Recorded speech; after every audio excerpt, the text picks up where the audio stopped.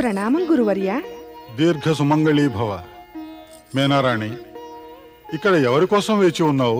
గురువర్యా, నేను తమ కోసమే నిరీక్షిస్తున్నాను. విచ్చేయండి. నా కోసం? ఎందుకు?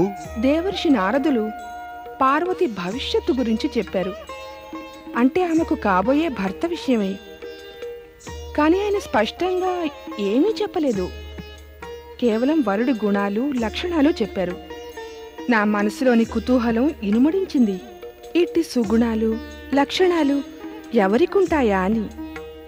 అక్కడ పార్వతి ఇంకా అన్యుల సమక్షంలో ప్రశ్నించడం నాకు ఉచితమనిపించలేదు. అందుకే నేను మీకోసం వేచి ఉన్నాను. ఓ, అదా సంగతి. అయితే మేనారాణి, ఓ మాట చెప్పండి. దేవర్షి రాబోయే వరుడివి ఏవేం గుణాలు, లక్షణాలు చెప్పారు? వారేమన్నారంటే, అతడు పరమ సంతుష్టుడని, సంపూర్ణ జగతికి పూజ్యుడని, ఇంకా దివ్యశక్తులతో పరిపూర్ణుడని, అతను కాస్త ప్రశంసతోనే ప్రసన్నుడైపోగలడని. ఇంకా ఏమన్నారంటే, చాలు మేనారాణి, చాలు. ఈ జగతిలో ఇలాంటి గుణగణాలు కలిగిన వారు పరమేశ్వరుడు శంకరుడా? దేవర్షి నారదుల భవిష్యవాక్కు సత్యమే ఉండాలి. ఎందుకంటే పార్వతి భర్త భక్తవత్సలుడు శివశంకరుడు తప్ప అన్యులెవరూ కాజాలరు. ఇది శివుడు శక్తుల కలయిక అవుతుంది. ఇక జరిగేదంతా శుభమే అవుతుంది.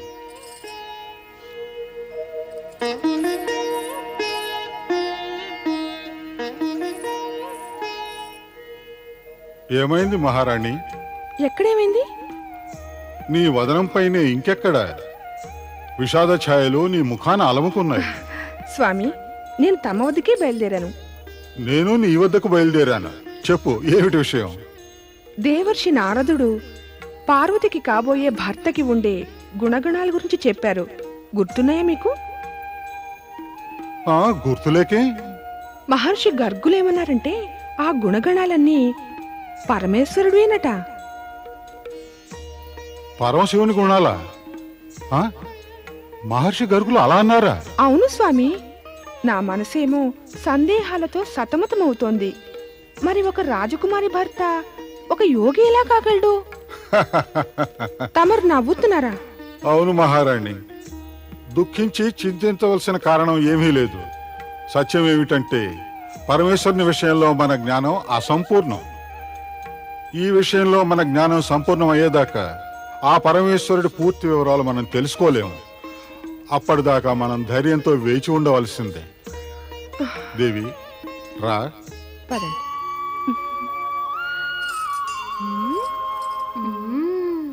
ఓ, అదా సంగతి. చాటుమాటుగా వారి చర్చ వినేస్తోంది. ఎటువంటి చర్చ? ఎవరి చర్చ? ఇదిగో జయ, చెప్పేసేయ్, మనం ఎవరి గురించి చర్చిస్తున్నావో. అరే, ఎవరికి తెలుసు? ఎవరి మనసు లగ్నమైందో వారే చెప్పలేరు. ఇక పాపం ఈ జయ ఏం చెప్పగలదు? మీరిద్దరు నన్ను ఎప్పుడు ఆట పట్టిస్తూ ఉంటారు.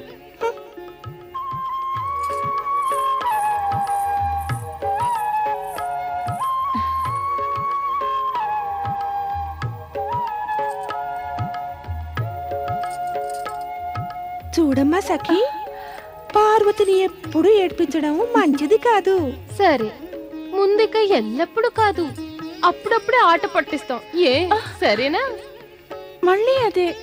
అరే, మళ్ళీ అదే ఏమిటి? మనసేమో లోపల గుబుగుబులాడుతోంది, ఇక పైకేమో నాటకాలాడుతోంది. చెల్లెల వద్ద మదిలోని మాట దాచడం మంచిదంటావా? చెప్పు, చెప్పవే, మంచిదేనంటావా? కాదు. అయితే చెప్పవే. ఏంటి? మనసులోని మాట. ఏం మాట? మళ్ళీ మొదల నాటకం. చూడు, మేం మాట్లాడుతున్నది రేపు ఊరేగుతూ వచ్చి నిన్ను ఎగరేసుకుపోతారే వారి గురించి. నా కోసం నా ప్రియ పరమేశుడే వస్తారు. అబ్బా, ఆ క్షణం ఎంత తీయనిది, ఊహకే అందనిది. నా ప్రియ పరమేశ్వరుడు వచ్చే క్షణం కోసం నిరీక్షిస్తాను. నన్ను పిలిచారా భక్తవత్సల? అవును నంది. ఆజ్ఞాపించండి ప్రభు. నంది, ఇక్కడ కైలాసంలో మేము ఏకాగ్రతతో సమాధిలో కూర్చోలేకున్నాం. ఎందుకని పరమేశ? చూస్తున్నావుగా, ఓసారి నారదుడు, ఓసారి ఇంద్రుడు దేవతలు వచ్చి మా సమాధికి విఘ్నం కలిగిస్తున్నారు. వారంతా తమ కృపను పొందడానికని వస్తారు పరమేశ. నంది, ఎవరైతే కృపకు అర్హులో వారు మా వద్దకెప్పుడు రానవసరం లేదు. మేమే స్వయంగా వారి వద్దకు వెళతాం. ఇక నారదుడో ఆయన కృపను పొందడానికి రాడు, కృపను ఇప్పించడానికి వస్తాడు. ప్రభు, అందరూ తమ మహిమను గానం చేస్తారు. కాని నంది, మేమిలా ధ్యానం చెయ్యకపోతే కృపకు మహిమకు అర్థమే సమాప్తమవుతుంది. ఆజ్ఞాపించండి ప్రభు, ఏం చేయమంటారు? మేం కైలాసం వదలడానికి నిశ్చయించుకున్నాం. కైలాసం వదులుతారా? కానీ పరమేశ, తమరు లేకుండా నేనెలా ఉండగలను? చింతించకు నంది, నీవు కూడా మా వెంట వస్తావు. మీ ఆజ్ఞ మహేశ్వర. అన్నట్టు నాతో కేవలం నీవే వస్తావు, అన్యగణాలు రారు. ఇంకెవరూ రారా మనతో? రావడం కాదు కదా, ఎవరికి మనం ఎక్కడికెళ్తున్నామో కూడా తెలియనే కూడదు, ఎక్కడ ఉండబోతున్నామో కూడా. ఎప్పుడు వెళ్ళాలి మహేశ్వర? ఇప్పుడే, ఈ క్షణమే. పద. పితాశ్రీ, మన ద్వారా ఏర్పాటైన సర్వపర్వత రాజుల సమ్మేళనం ఒక ప్రత్యేక సమావేశం అవుతుంది. ఇందులో పర్వతరాజులందరూ పాల్గొంటారు. వారందరూ కూడా మన ఆధిపత్యాన్ని అంగీకరిస్తారు. పుత్ర మైనాక, ఆధిపత్యాన్ని అంగీకరించటమనే చర్య శుభమనిపించుకోదు. ఇలాంటివి చేసేవారి తేజము, ప్రతిభ రెండూ నశించిపోతాయి. అయితే ఈ సర్వపర్వత రాజ సమ్మేళనపు ఏర్పాటు వల్ల ప్రయోజనం ఏమిటి? పరస్పర సద్భావం, మైత్రి, ఇంకా బంధుత్వపు భావనను పెంచటం. ఆ ఉద్దేశం నెరవేరాలన్నా కూడా ఈ సమావేశానికి అధిపతిని ఎన్నుకోవటం అవసరమేగా పితాశ్రీ. నేను ముందుగానే తమ పేరును ప్రకటిద్దామనుకుంటున్నాను. తమరే ఈ సమావేశానికి, ఈ సమ్మేళనానికి అధిపతి అని. మైనాక, నీవు నా పుత్రుడివి. నాతో శత్రుత్వం ఎందుకు పెట్టుకోదలిచావు? నీవిలాంటి పనులు చేస్తే ఇహమో పరమో రెండు నాకు దక్కవే. తమరేమంటున్నారు పితాశ్రీ? నేను తమకు శత్రువునవుతానా? తమకు ఇహము పరము దక్కనివనా? ఈ ఆలోచన తమ మనసులోకి ఎలా వచ్చింది? తమరు నా తండ్రి, నేను తమకు హాని చేస్తానా? లేదు పితాశ్రీ, లేదు. చూడు మైనాక, తండ్రో కొడుకో, వారిద్దరిలోనూ ఎవరైనా తన తండ్రికో కొడుకుకో అనుచితము, అనధికారపూర్వకంగా అవినీతి అన్యాయాలతో ప్రభుత్వము, పదాధికారాలు, సంపద సంపాదించి పెట్టకోరినట్లయితే వారు ఇహలోకం, పరలోకం రెండిటి దృష్టిలోనూ పాపం చేసిన వారవుతారు. ఇరువురు చివరకు సహించరాని బాధలకు లోనవుతారు. అందుకే పుత్ర, ఇటువంటి ప్రభుత్వ అధికార పదవులకు దూరంగానే ఉండాలి. అవి అనధికారపూర్వకంగా పొందేవై ఉంటే. మహారాజులకు జయము. కైలాసపతి శివుని దూత నందీశ్వరులు తమను కలుసుకునేందుకు అనుమతి కోరుతున్నారు మహారాజా. నందీశ్వరుడా? కైలాసపతి దూత ఇక్కడ? ప్రతిహారి, సాధారణంగా వారిని తీసుకురా. చిత్త మహారాజా. కైలాసపతి పరమశివుని దూత మన వద్దకు ఏ కారణంగా వచ్చాడు? కలుసుకుంటే తెలుస్తుందిగా.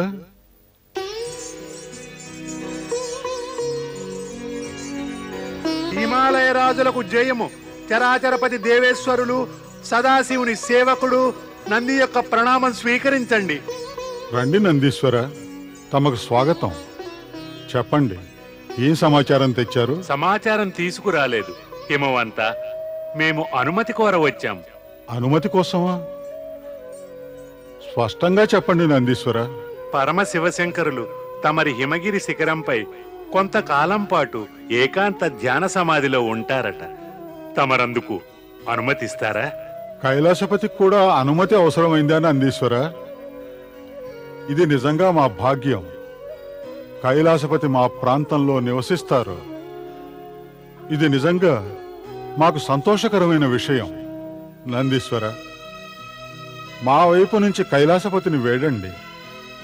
వారు మా వద్దకు అతిథిగా విచ్చేయాలి. మా సమస్త పరివారం వారి దర్శనంతో ధన్యులం అవుతాం. ధన్యవాదాలు హిమవంత.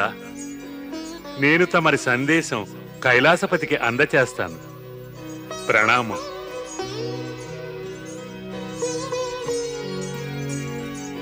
పితాశ్రీ, శివునికి కైలాస పర్వతం విడిచిపెట్టి మన ప్రాంతానికి రావాల్సిన అవసరం ఏమొచ్చింది? పుత్రమైనాక విధాత మనిషి సౌభాగ్య దుర్భాగ్యాలను సృష్టి చేసిన సమయంలోనే ఆయన ఇట్టి పరిస్థితులను సంఘటనలను కూడా సృష్టి చేస్తుంటాడు. ఇవన్నీ సాధారణ మనుషుల బుద్ధికి అందనివి. కాని కైలాసపతి మన ప్రాంతంలో అడుగడటం అనేది నిశ్చయంగా సౌభాగ్యకరమే. కైలాసపతి గనక ఎవరిదైనా ఆతిథ్యం స్వీకరిస్తే అది కేవలం అదృష్టమే కాదు, అట్టి వారికది గౌరవ కారణం కూడా. పరమేశ్వరుడు కైలాసం వదిలి వెళ్ళాక, బ్రహ్మలోకం నుంచి బ్రహ్మ అదృశ్యమైనాక శివగణాలు దేవగణాలు ఇద్దరూ కూడా సందిగ్ధ స్థితిలో ఉండిపోయారు. సృష్టి వ్యవస్థలో కూడా అడ్డంకులేర్పడసాగాయి.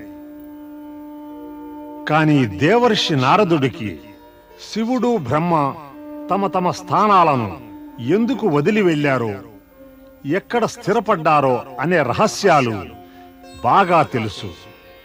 నారాయణ నారాయణ నారాయణ శ్రీమన్నారాయణ నారాయణ నారాయణ నారాయణ నారాయణ నారాయణ.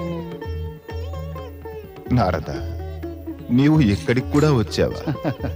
నేను బ్రహ్మలోకం నుంచి ఇక్కడికి ఎందుకు వచ్చానంటే ఏకాంతం లభిస్తుందని. కానీ ఇక్కడ కూడా నాకు అంతరాయం కలిగిస్తున్నావా? అయితే నేనింకో స్థానానికి తరలి వెళ్లాల్సిందేనేమో. పరమపిత, నేనిక్కడికి రాగలిగినప్పుడు తమరు వెళ్ళబోతున్న చోటు కూడా రాలేనంటారా?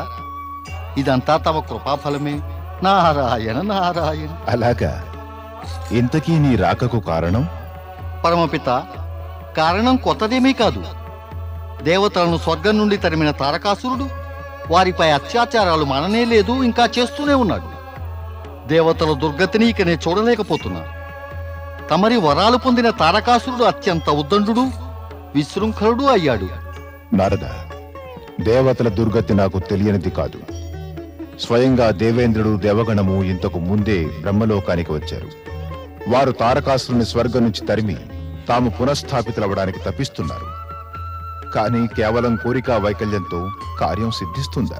అయితే కార్యసిద్ధి కోసం ఏం చెయ్యాలి పరమపిత? ఉద్దేశ్యం పవిత్రమైతే కార్యసిద్ధిని సాధించగలరు నారద. దేవేంద్రుడికి స్వర్గపు సింహాసనం ప్రాప్తిస్తే అతడు భోగైశ్వర్యాలలో మునిగి తేలుతూ బాధ్యతలు ఉద్దేశాలు విస్మరిస్తాడు. అటు తారకాసురుడు మరిచాడు, అతడింకా స్వర్గ సింహాసనంపై విరాజిల్లుతున్నాడు. నీవు మాటి మాటికి విధి విధానాన్ని మర్చిపోతావు. తారకాసురుడి పుణ్యం సమాప్తమైనప్పుడు ఆనాడు అతని వరాల ప్రభావం కూడా సమాప్తమైపోతుంది. అప్పుడే అతనికి అధోగతి. కానీ ఆ రోజు ఎప్పుడొస్తుంది పరమపిత? అందుకే నీవు వేచి ఉండాలి నారద. పరమేశ్వరుడు కూడా అలాగే అంటారు. ఇక తమరు కూడా అదే సమాధానం ఇస్తారు. కానీ మీరిద్దరిలోనూ ఎవరూ కూడా సత్యాన్ని వెల్లడించడానికి సిద్ధంగా లేరు. సమయం వచ్చినప్పుడు అదంతా వెల్లడవుతుంది. కానీ ఆ సమయం ఎప్పుడొస్తుంది?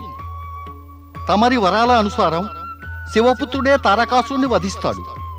కానీ శివుడు శక్తి స్వరూపుని పార్వతి పేరు వింటూనే మరింత వైరాగ్యం చూపుతున్నారు. ఇప్పుడు వారు కైలాసం వదిలి ఎక్కడికో వెళ్ళారు. ఎక్కడికో వెళ్ళారా? ఆయన కైలాసం వదిలి వెళ్ళడం శుభకరమే అయిందంటారా? అలాగే అనిపిస్తోంది. మరి ఎక్కడికి వెళ్ళారు పరమపిత? ఎందుకు? నీవు కూడా అక్కడికి వెడదావనా? వద్దు నారద, అది ఉచితం కాదు. పరమశివుడు కైలాసాన్ని ధ్యాన సమాధి కోసం కొంతకాలం పాటు వదిలి వెళ్ళారు. నీవక్కడికి వెళ్ళడం ఉచితం కాదు. ఇప్పుడు నేను చెప్పేదింతే. నీవు దేవేంద్రుడు దేవతల హితం కోరితే కొంతకాలం పాటు పరమశివుని ఏకాంతవాసం చెయ్యని. ఇదే అందరికీ శుభకరం.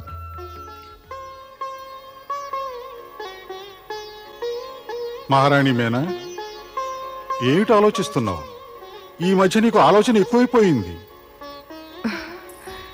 పుత్రిక యువతి వివాహయోగ్యురాలు అయితే ఇక తల్లి కూడా ఆలోచనల్లో పడిపోతుంది.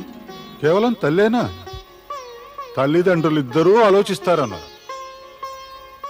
పద హిమగిరి వెళదాం, అక్కడ కైలాసపతిని దర్శించుకుందాం. కానీ పితాశ్రీ, నందీశ్వరుడు కైలాసపతి సందేశాన్ని తెచ్చారు. వారు ఏకాంతం వెతుక్కుంటూ హిమగిరి శిఖరానికి వచ్చారట. అందుకని ఎవరూ వారి ధ్యాన సమాధిని భంగం చేయరాదు. మైనాక మేము సమాధి భంగం చేయటానికి వెళ్ళటం లేదు, మేము దర్శనం కోసం వెళ్తున్నాం. అంతా ఒకటే పితాశ్రీ. తమరక్కడికి వెళితే తమరికది దర్శనమే, కానీ వారికది విఘ్నం. మైనాక నువ్వు మర్చిపోతున్నావు, కైలాసపతి మన అతిథి. వారి సదుపాయాల్ని కనిపెట్టి ఉండటం మన పరమ కర్తవ్యం. సత్యం ఏమిటంటే మేము వారికి మా సేవలు నడిపిద్దామని వెళుతున్నాం. ఇక దాన్ని దర్శనం అనటం కేవలం భాషలో పటాటోపమే. నన్ను అడిగితే నిన్ను మాతో రమ్మంటాను, పార్వతిని కూడా ఇక్కడికి రమ్మను. అవును పుత్ర.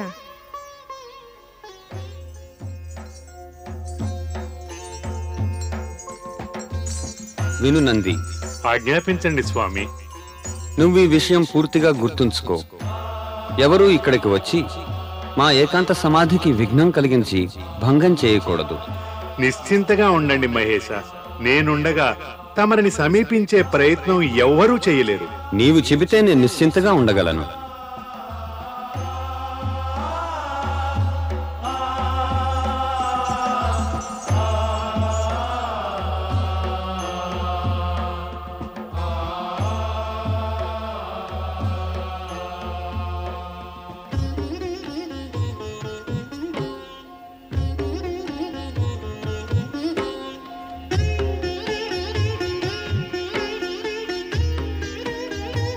నందీశ్వర, ఈ స్థానం నీకెలా ఉంది? స్థానమా?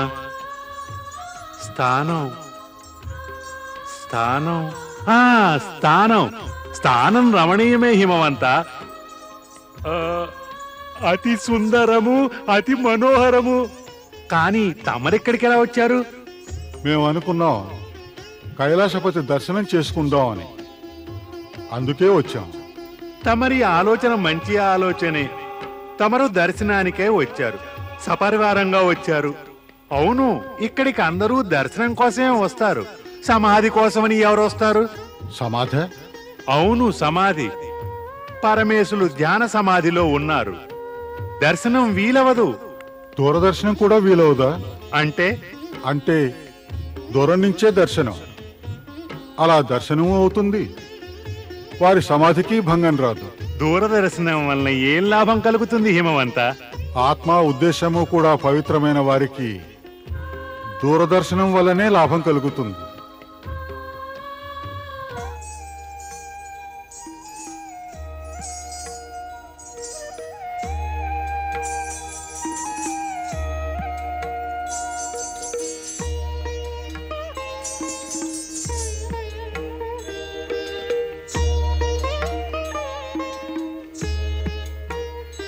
ఇక దూరం నుంచెందుకు, సమీప దర్శనమే చేసుకుందాం.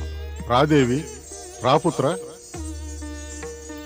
మహేశ్వర, మహేశ్వర, వీరు హిమవత్ పర్వతరాజు. దేవాధిదేవుడు కైలాసపతి భక్తవత్సలుడు పరమశివుడికి జయం.